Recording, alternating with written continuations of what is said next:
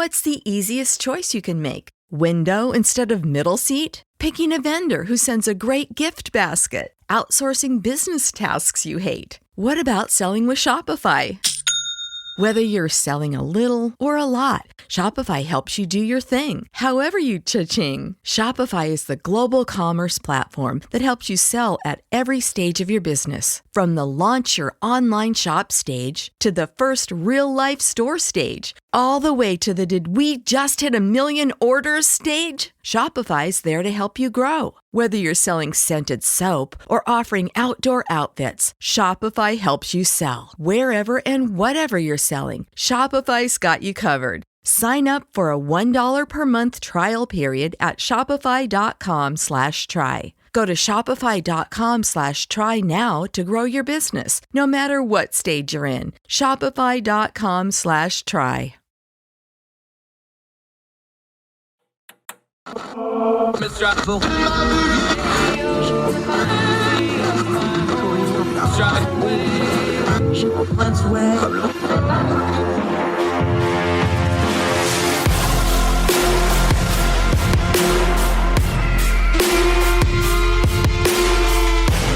Welcome back to Heard Tell. Okay, this is going to be fun because we get to do a little bit of inside baseball, but we still get to talk about the things we always talk about on the show. You know, I talk about Young Voices all the time. We have those people on there.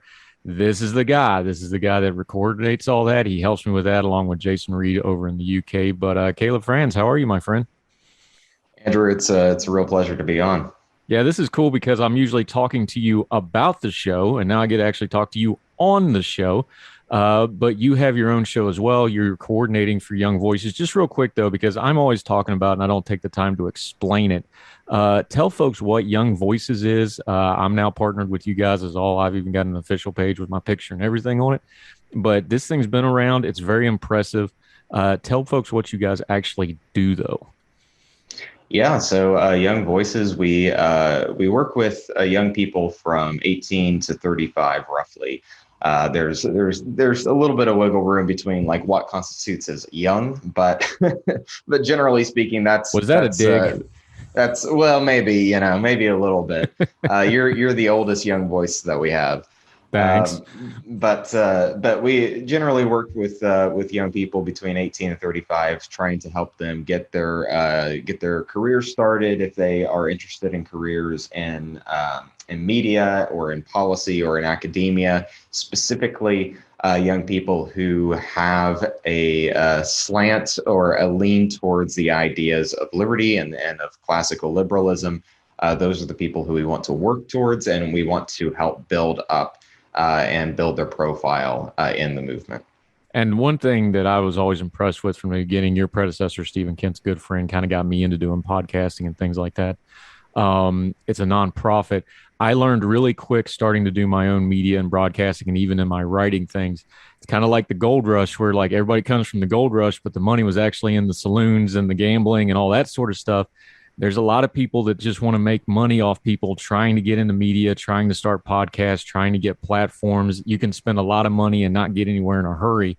And that's one of the things that really impressed me about Young Voices is you guys are trustworthy. You work with these young people and you're not trying to take advantage of them. You really are trying to boost them up a little bit.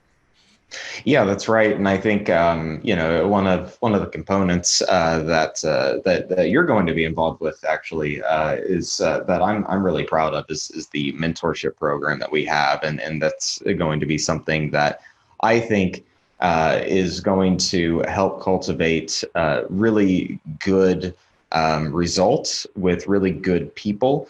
And I think that's a key component in anything that people do throughout their life, but especially in something as dicey as the political arena or in policy and politics. When we're talking about ideas of liberty, I think it's really important that we have really good, decent people showcasing those ideas. And I think that fortunately at Young Voices, we are capable of doing just that. Yeah, I'm talking to Caleb Franz of Young Voices. The thing about that is that's so important to me is when we start talking about, the politics realm and getting outside of just the news cycle and just reacting to everything, I think it's really, really important. And the reason I was so excited to do the mentorship part of this isn't because I'm such a great guy, but it's because this thing goes fast. And like, you know, we seem like we've been talking about millennials for 10 or 15 years now. Well, they're all pushing 40 or over 40. The next generation's already, you know, starting to come out of college. The next generation behind them's in the middle of high school. This thing keeps going really, really fast. And if you don't set up people to come alongside you and people that are coming behind you, whatever your ideology is, whatever your politics are, you're just not leaving anything if you're not carrying these people along with you as you work. And I think that's something that our politics for the last 20 or 30 years, as we kind of went into the mass media, that went into the social media realm, I think that got lost because everybody just kind of got used to following a big name or following a superstar commentator or a radio host or a TV star. I don't think there had been a lot of mentorship for people kind of more my age, their mid 40s, the end of the Xers, the older millennials. This is something I think is really, really important if we're going to have good ideas going forward. Yeah, and this is going to be something that we'll get into here in a little bit once we get into the programming aspect of it. But something that I've really become much more of over the past year or two is I've become much more of a communitarian, in the sense that, I believe in the ideas of liberty and everything, but I that idea of community, it's something that people on the left tend to like to prop up quite a bit, but for really bad reasons. The classical liberals are always been the ones who are like, we can do this by ourselves if we work together and cooperate with one another and interact with people in our community and people in our own space. And I really think that's a key component in making all of this work. And that's, hopefully that's what I'm trying to do a little bit in my own way through what I'm doing at Young Voices as well. Yeah, Caleb Franz joining us on Heard Tell. Now on our program, we bring on everybody. I've had very progressive politicians. We have a lot of conservatives. We actually put this program out on Conservative Talk Radio. You're from the Libertarian wing. So talk about that for a minute, because I know we like to kid online our Libertarian friends a little bit sometimes because y'all got some tendencies. Well, there's plenty of content there. Yeah, so. there's never a lack of content, yeah. But there's a lot of overlap to people across spectrum on across issues. Just throw me the pitch for a minute for the audience that maybe doesn't listen to the libertarian side of the argument that much. Kind of throw them the pitch of where you come from with your libertarianism. You talked about the communalism, which I think is a big, big deal. It's something I'm working really hard on of, trying to find that common cause with just about anybody, the whosoever wills, we used to call it in church, right? Mm-hmm. But just pitch it for folks that maybe just know the online caricature of it. Practically speaking, just talk about why you're a libertarian, why you identify with that, and what you're trying to do in that realm. Well, I think the best way to go about it is the little phrase that Matt Kibbe came up with and wrote a book about called "Don't Hurt People and Don't Take Their Stuff." At the end of the day, that's really it. I can cooperate with other people and get along with other people who have wildly different cultural beliefs or personal beliefs, whether they be much more liberal or much more conservative. I tend to skew a little bit more conservative on a lot of issues whenever it's like cultural issues or something like that. But when it comes to should the government get involved in fill in the blank, the answer is almost always no. And that, I think, is at its foundation. You can have a lot of very different beliefs in the libertarian sphere without wanting to impose force on people and having people cooperate in a healthy manner, which kind of gets back to the community aspect of what I was mentioning earlier, is really fundamental. In my opinion, to the ideas of liberty and making it all work. If you, it's great, I like the idea of just going out and getting a cabin in the woods and just saying, forget everyone and just hunkering down and living out my own life in that way. That's really appealing. But at the end of the day, if you don't cooperate with your neighbor and if you don't convince them that the ideas of liberty is something that's really important, there's nothing that's really going to stop them from trying to impose their views on you. So we have to be able to talk with one another, and we have to be able to cooperate with one another. And I think that's going to be the best way to keep the ideas of liberty safe and as secure as possible. Yeah, talking to Caleb Franz. Let's make sure we got the nomenclature right, because I think people misunderstand when we're talking about liberty. I say it all the time. I say, I want, my general philosophy is I want the most freedom and liberty for the most amount of people possible, to kind of as a baseline.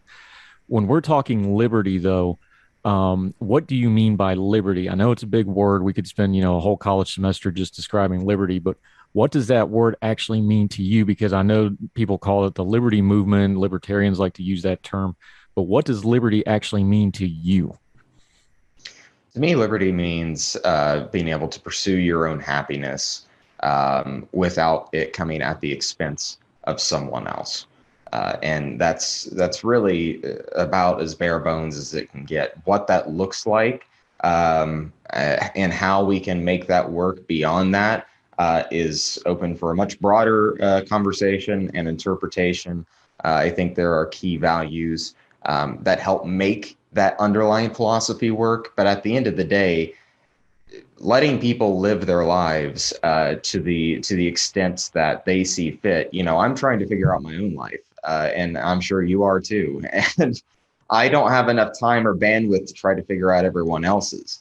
And that's basically the gist of whenever I think of liberal ideas, truly liberal, classical liberal ideas.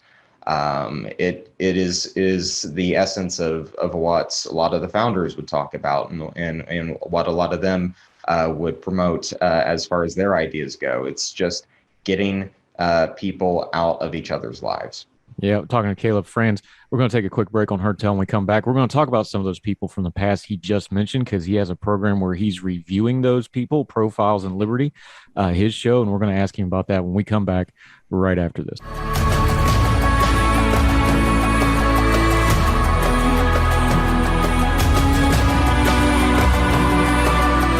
Welcome back to Herd Tell. Having a little fun with my friend Caleb Franz. We talked about your stuff with Young Voices, but you yourself are also a content creator, we call them nowadays in the fancy parlance of the biz. Profiles in Liberty. You do your own podcast. I love this stuff because I'm a history guy at heart. That's kind of like my core thing is history. I love when we explain things like liberty and freedom and our system of government by going through historical figures. And that's what you've really been doing on Profiles in Liberty, isn't it? Yeah, that's right. Just for a little bit of background on the show, I used to have another podcast. It was called Liberty, and it was kind of a catch-all on content creation. And I would have interviews, and I would do solo episodes. And then I did that for about 4 years. And toward the end, I was getting a little bit burnt out with the same old song and dance, as they say. And I tried to figure out what is it that really it makes me passionate, and what is it that I can really get behind, because I still wanted to create some content, but I didn't know if I wanted to keep doing that all the time. And what I realized including after some feedback from some of my friends, was that some of the best episodes I did on Liberty were history centric. And those were also the ones that I felt the most satisfied with. I felt the most purpose with. So I decided, I want to not only tell stories and tell about the individuals who inspire me, but I want to give people in the liberty movement heroes to be able to look up to, essentially. That doesn't necessarily mean that everyone who's featured on this show that I have is going to be someone that you specifically will look up to, but it means that there's going to be someone there for a little bit of everyone. And in the first season that I had, which started in July 4th of last year, ran for 8 episodes of Profiles in Liberty, and that was on the signers of the Declaration of Independence. We went through figures like Thomas Jefferson and John Adams and Benjamin Franklin, and a few other people who, you or members of your audience may not be as familiar with people like George Wythe, or Caesar Rodney and individuals like that. And then this upcoming season, which is premiering on February the 3rd, is going to be on, it's dubbed The Equalizers. And essentially it is about those lesser known or some of those unsung heroes who try to fulfill the promise of July 4th, which is that all men are created equal. And that extends to both men and women. And the idea is that, like with the first episode, we have a really great episode queued up on Frederick Douglass that I'm very excited about. And a lot of these individuals, again, are meant to inspire the listener to be less negative. It's easy to doom scroll on Twitter and and go into how terrible everything is and how terrible everyone is. But that's not really going to help promote a healthy culture, especially within the liberty movement. Whereas finding those heroes who, yes, they had flaws, but their underlying mission was to move forward with a better future. That's something to look up at, and that's something to be inspired by, and that's something that I want to highlight. Yeah, and one episode you did of the first season, I think plays into a few things we've talked about with you today. We talked about your communitarianism and leading into that. Mm-hmm. You did the big names like Adams and Jefferson, but you also did one of my favorites from history that doesn't get a lot of play, Benjamin Rush. And one of the reasons I find him so fascinating is a lot of people don't realize later in his life, he became the go-between when Adams and Jefferson had their falling out. And we don't have that great coda to those two men's lives of where they're talking about each other when they go on, even on their deathbeds, they were talking about each other. We don't have any of that without Benjamin Rush being the between on those two. So in addition to the country, he also kind of assuaged what we know about two of our great founding fathers just on his own.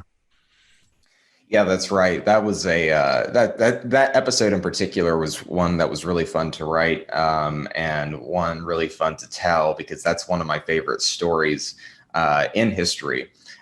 Because after the election of 1800, Thomas Jefferson and John Adams had a huge falling out because that election got very ugly. If we think that elections today are ugly, it still pales in comparison to some of the things that went through that one. And there was a serious falling out, but it was also a very crucial time in our history. After George Washington stepped down, that was essentially passing the torch from one person within essentially his own party. He was apolitical, but he very much aligned with the Federalists much more, from one person within their own party to another. This was a test of, can two people from two completely separate political parties be able to peacefully transfer power? And the answer was yes, we could do that, but it came at the expense of the friendship of these two extraordinary figures in history. And they went over a decade without even talking to one another after this election. And then Benjamin Rush was a mutual friend between the two, and he was able to finally broker the peace right before he died. And it was actually his death that helped sort of solidify that their friendship would continue on. Yeah, I love how we have these big sweeping things in history, and these people like the founding fathers and others, they kind of get marbleized because we get used to seeing them on their statues and in the DC memorials, and we forget these are people and these are men, and the women in history too. But we forget they're just normal people, and they had grudges, and they had bad days, and they had pettiness, and they had. But one thing I love about this series and what you're doing with it and history in general is, if you really break stuff down to just the people and get to the stories of the people, you can really start seeing the building blocks of what made America great in the first place.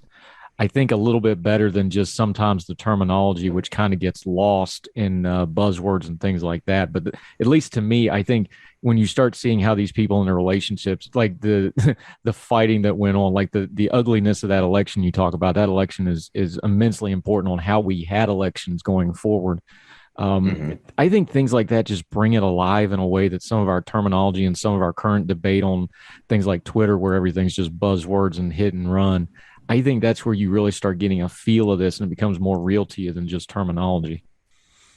Yeah, and I think it also kind of helps give us sort of a template on how we can react in our own lives and in our own time. See that even some of these great men and women were subject to faults and to failure, and seeing how they recovered from those faults and failures is something that is incredibly important, because we have those things too. We've progressed a lot as a society, but we haven't progressed beyond failing in our own lives. So it's going to happen. And being able to see how these other great figures throughout history were able to move on beyond that is going to be crucial in the next steps for wherever we decide to go to in the future. Yeah, I think so too. And we talk about on our show all the time. Human nature is undefeated, so that's why it's important to do history stuff, because you can tell how people are going to act because they haven't really changed that much. Caleb, Franz, appreciate your time so much today. The new season of the podcast comes out on the 3rd. Tell folks where they can find you on your social media, the podcast, and the other things you have going on with Young Voices. Yeah, so you can follow me on Twitter at Caleb Franz. It's just my first and last name. I got pretty lucky in that sense. You can follow Young Voices on Twitter at youngvoices.org. And then Profiles in Liberty, you can get that anywhere where you get your podcast, whether it be Spotify or Apple. It's on all podcast services. So check it out, subscribe, give us a review, and it would be very appreciated. All right. He called me old and he took a dig at my Twitter handle. That's enough out of you, young man. All right, boss. I appreciate you giving us a little time. You are my superior at Young Voices, but you're a joy to work with. We'll have you back on soon. And definitely we'll be following the podcast because I love that stuff. Thank you so much for the time today. Hey, thanks, Andrew. I appreciate it. Thank you, sir.